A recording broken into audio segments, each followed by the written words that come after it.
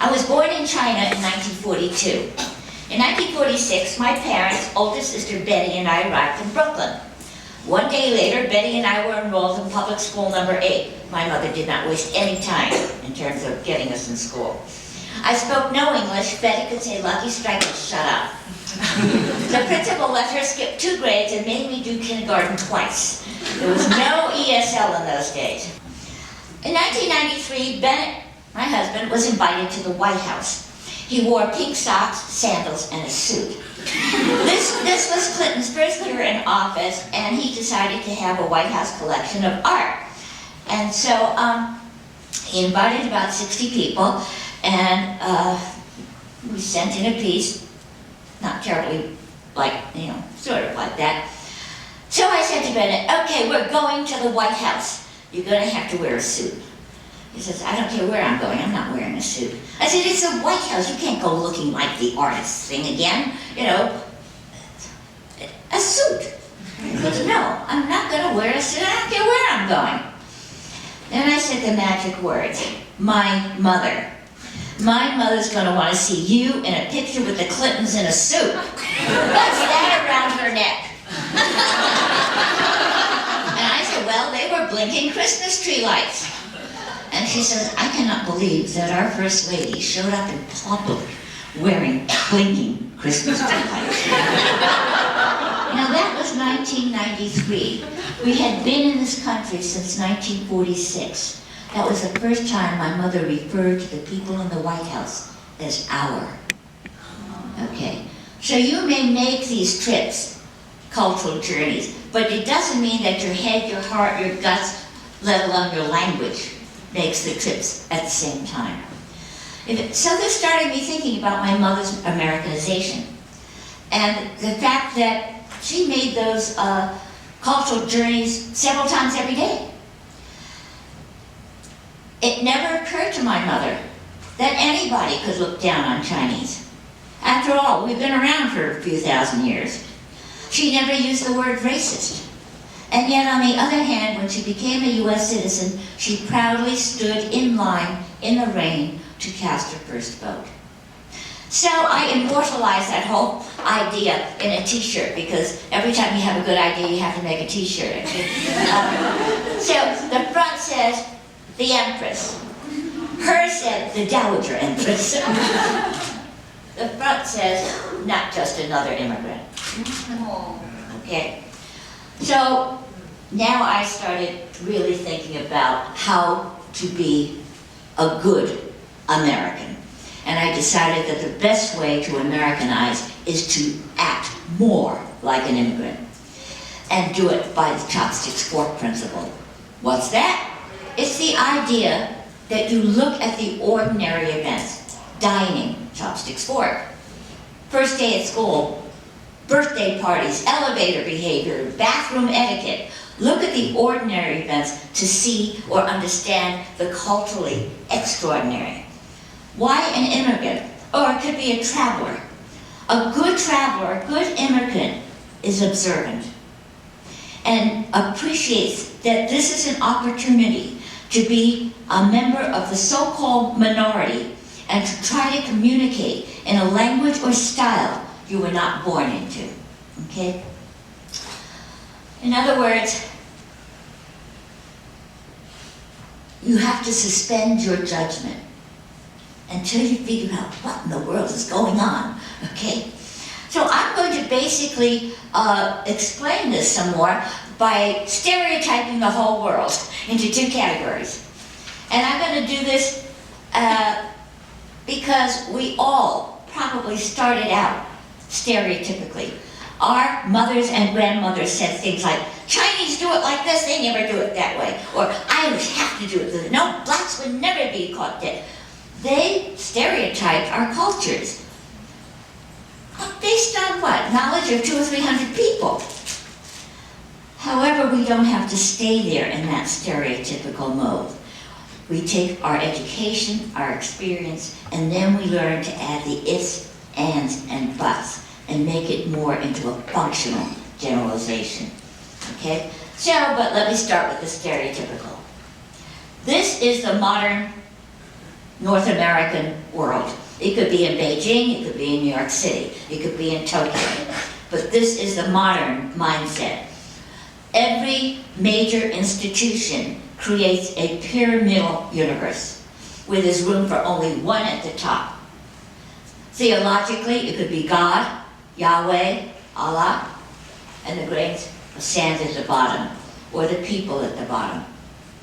Corporately, there's a CEO at the top, and the workers at the bottom. Constitutionally, there's Obama at the top, and the Republicans are supposed to be at the bottom, but they haven't accepted that yet. Okay, top is always better. That's where the perfection is. That's where the power is. And the power could be based upon knowledge, strength, resources, even IQ. Whatever it is measured quantitatively. Up is better than down. You go up the ladder of success through the glass ceiling. Perfection is possible. The glass half full is better than empty. Glass full, half full is the optimist. Quantitatively. Up is better than down. You go up the ladder of success through the glass ceiling. Perfection is possible. The glass half full is better than empty. Glass full, half full is the optimist. Progress is always in one direction. Go forward, never go back. Always go forward. In this world, we have all these little separate individuals, each one endowed with rights and usually a few monetary obligations once they reach 18. In this world, you are innocent until proven guilty. In this world, law is a tool to protect persons, property, and maybe the planet Earth one day.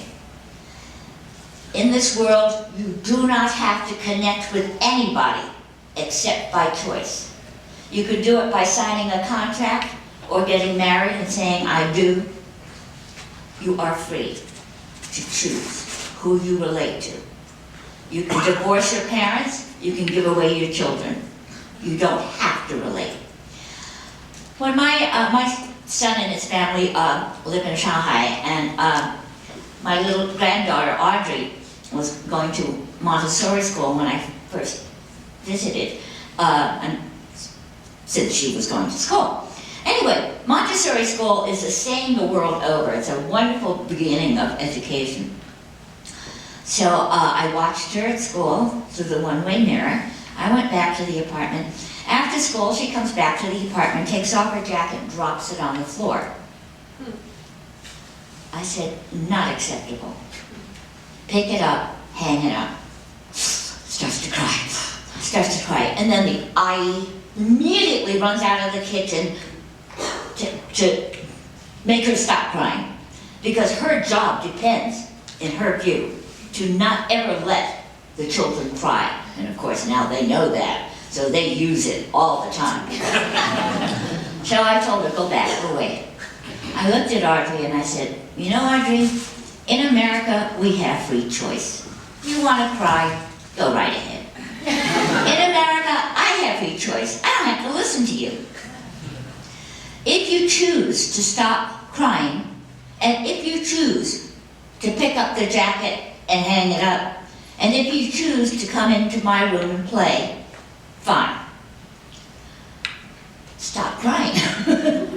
Nobody had ever told her this.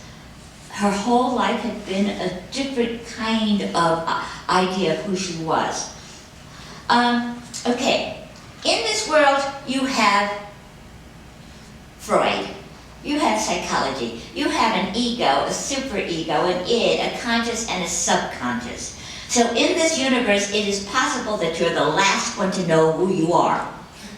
But don't worry, you can pay $150 to a total stranger for 15 minutes of therapy every week, and maybe after 5 years you'll find out who you are. In this world, nature trumps nurture. The hand you were dealt is in your DNA, over which you had absolutely no control. If you're an alcoholic, blame your grandmother. You got bunions on your feet, that's granddaddy's fault. However, you can hope to control as much out there in the world around you that you can maximize your talents and minimize your deficits. I attended a seminar in New York City. 3 other Asian women were in there with me. They were fairly new to America, and they had taken public transportation into the city from New Jersey, so I offered them a ride home. I had driven the car. Well, we went between Midtown and the Lincoln Tunnel, 10 telephone calls here, 5 apiece back there. What do you think should get dropped off first? I don't know. What do you think? I don't know. Maybe we should have dinner. Maybe we should order in. I don't know. What do you think? What do you think? Okay. We get into the tunnel and I said, all right, I got a headache. Let's take a vote. Big mistake. How do you think I should vote? I don't know. What do you think? I don't know. Out of the tunnel, I said, okay, we are now going into dictatorship. I'm going to tell you what we're going to do. Now, I mention this because too many people think that just because China or Vietnam or Thailand are now capitalistic in terms of their economic system, that somehow they're going to be automatically democratic. Culture is so much more fundamental than how you exchange commodities. When you have dinner, you don't want to be too interesting in this world. Because if you're too interesting, you may exclude people or horrify them, all right? My Chinese nickname was Xiao Tu Fei. I never said anything that was new. We told the same stories over and over and over. And those were the stories that bound us together. Those were the family stories, the school stories, okay, the neighborhood stories. The sign on the door that would normally be "Do Not Disturb" says "Go away." And then in parentheses, "Please." Only once did I ever have to choose in my 70 years irrevocably choose between my 2 selves. And that's when my mother told me that she hated me. And she told me that she hated me, and then she died. So there's no take back on that one. This was a real bummer. I was not able to deal with it until I stepped back and started thinking about it in my analytic language, in my English language, instead of just my emotional response. And I told my Samson, my younger sister, I said, you know, Mommy had 3 daughters, no sons. Each one of us had a job, a duty, a role in the family. Betty was supposed to be rich and famous. She was. Not for herself, but for the whole Bao clan. Samson, never mind that she was able to retire from her corporate position at the age of 57 and support herself. She was the handmaiden. She's the one that came up from DC to New Jersey every month, cleaned out the closets, fixed up the basement, painted the garage, etc. She never complained. She did her duty.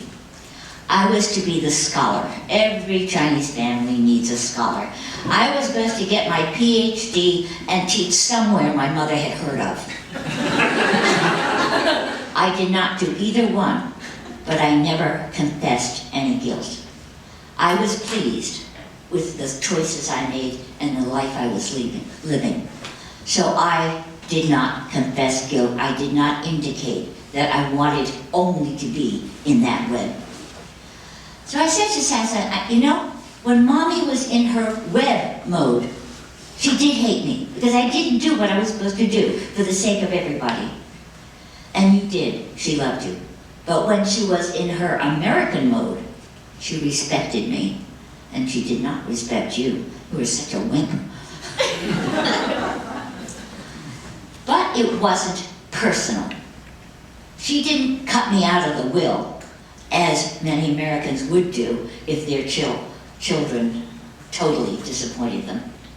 Not only that, but I had the power of attorney. I basically could have sold everything they owned.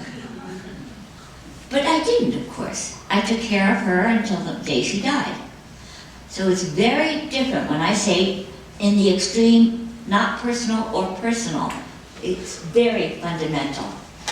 Okay, with so much cultural relativity, describe like a good immigrant or traveler before you prescribe or proscribe. About 12 years ago in the Washington Post, big headline, quote, 25% of US view Chinese Americans negatively, unquote. Immediately my email box fills up with all these emails from my Asian friends saying, oh, there are a bunch of racists here, they'll never change, will never fit in, always be different, blah, blah, blah, blah, blah. I emailed back and said, hey guys, don't we think about this? Any president would be ecstatic with 75% approval. On any single day, 25% of your own family doesn't like you. Yes, there are problems in America, but that was not proof. So refrain from that knee-jerk response. Try to figure out exactly what's happening. If you have some time at some point, maybe you want to do what I did. I truncated the pyramid so there's room for more than one at the top.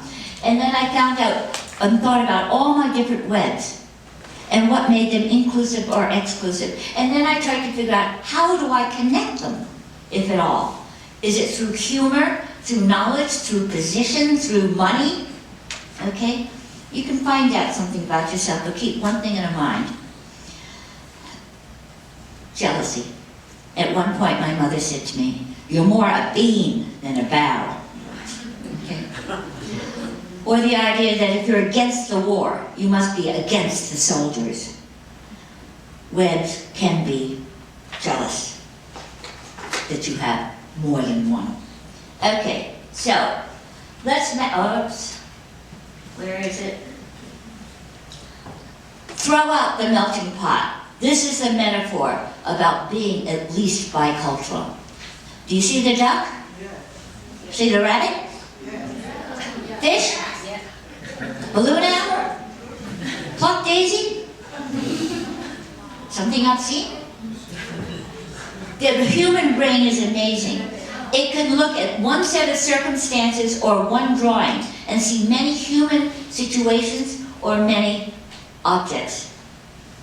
What the human brain cannot do is see the duck and the rabbit at the same time. I can be Chinese, I can be American. I cannot be Chinese and American at the same time. Culture is not that easy, not that superficial. But I can get really fast at switching. From the duck to the rabbit, back to the duck, go to the fish, etc. And that means I need proficiency. I need to know how to dine like my mother-in-law did. Big long table, flowers, 10,000 utensils, 4 different glasses, lots of plates, etc. And you can dine with chopsticks, simply. And know what is the etiquette. You never do this at a Chinese table. You have insulted the cook, all right, etc. All right. It makes no sense to ask which is better, the duck or the rabbit. Just get good at both. All right. Maximize your, I keep clicking, by thumbing your nose. About 25 years ago, my son and I could not be in the same room without having an argument. Finally, I said, William, you're a failed son and I'm a lousy mother. And he said, Mom, think about this. Thumb your nose. I said, what are you talking about, thumb my nose? Well, he reminded me, and of course, another t-shirt. Confucius never heard of hormones. Neither has my mother. He was adolescent, I was menopausal. Of course we were having arguments. Our hormones were going up and down and up and down, several times a day. You have to factor in generation. When William was a junior in college, that was the first time he went to Taiwan to learn some more Chinese. And I said, okay, it's 1993. Keanu Reeves had just become really hot in Hollywood, all right? Half and half, really tall, nice looking, blah, blah, blah. I said, William, you go to Taiwan, and if you touch a virgin, I will strangle you. Because you will not just ruin her life, you will ruin the whole web. He goes, okay, Mom, I got it. So 2 weeks or 3 weeks after he arrived, he says, Mom, this woman stopped me in the street. I said, what did you want? She wants me to be in a Levi's ad, jeans. I said, like modeling? He goes, yeah, what do you think?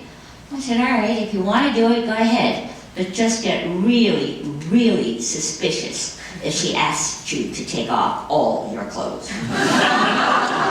So my son ended up plastered all over Taiwan, but they cartoonized his eyes, so my mother's friends in Taiwan did not recognize her grandson.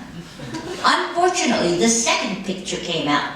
That's William in the front in red, and those are urinals going all the way back. This time, my mother's friends recognized her grandson, and she was not happy. I mean, these were on billboards. I said, Mom, he's in China, he's learning Chinese. You can't have it all. He's got to do it his way. The China you remember does not exist anymore. Generation makes a difference. Okay, minority minutes. Sansan, the one who came when she was 18, she didn't know ABCD, nothing. 1 year after she arrived, Betty, the rich famous one, got married. 1,000 people at the wedding. 4 bridesmaids, 8 Caucasian ushers. We had the rehearsal. Sansan kept taking the wrong guy's arm. I said, your guy is 5'10", brown hair, little mustache, big ears. Didn't matter. They all looked alike.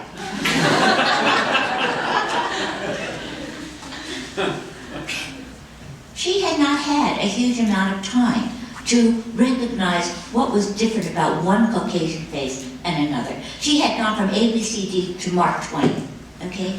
If people don't have the experience, you can't expect them to know what they can't know. On the other hand, if they have the experience and refuse to know, then you can stomp on them a little. Okay, I'm going to finish up one more thing. There is no normal. You must know that, okay, by now. There are no universal rules. There is only one universal truth, however. That is, regardless of culture, no father ever says to his daughter, please, marry an artist. So I don't know the truth, but I do know when I'm lying. So when I had my son, I decided I cannot lie to him. I should not lie to him. So I had to figure out, what am I going to do with St. Nicholas and the woman with the dental fixation? So I renamed St. Nicholas the make-believe Santa Claus, and the woman with the dental fixation, those are faces. She became the imaginary tooth fairy. I like to read from my book. By the time William was 5 and shedding baby teeth on a regular basis, I got an inkling of how the realities and fantasies were coexisting in his head. It happened one night when Bennett was out of town and I'd taken William to school with me. Driving home, William was trying some new technique to extract the latest casualty of growing adult teeth. Spotting the bloody incisor on the table, the Chinese waiter asked in Chinese, "Will your grandparents buy it from you?" Alert to financial transactions of any kind, William was interested, but perplexed. He looked up at the man, then down at the tooth. I could guess what he was thinking. He knew about the imaginary tooth fairy who gave him real money for actual teeth. He knew my parents gave him red envelopes of money on special occasions. The question before the house was, what did one have to do with the other? Quickly, I told the waiter in Chinese, "We do teeth American style." Tired, I wasn't up to going into the ontological status of fairies or the limited market value of baby teeth. The waiter left to get our tea and milk, having picked up on my desire to drop the subject. William did not. "I don't understand. What did he mean? What did you mean?" Overly casual, I let it out as fast as possible.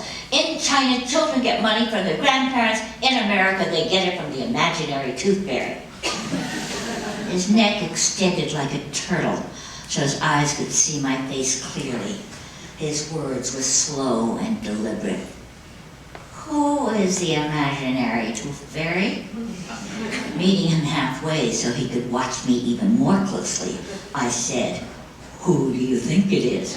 Then added, remember, it's the imaginary tooth fairy, and flashed him a wink and this is a good joke if you're smart enough to get it smile. Sitting back, he thought. No conclusion came forth. Figuring he needed another clue, I added, you know, William, imaginary means not real. No reaction. William, Mama is real. Mama always called it the imaginary tooth fairy. Mama tucks you in bed. Mama has access to your pillow. Now think. As I started to wonder how at this rate the kid would finish kindergarten, he stretched toward me again, stuck out his chin, followed what little brow he had, and slowly intoned as if to the dim-witted. Maybe the tooth fairy is real and you're not.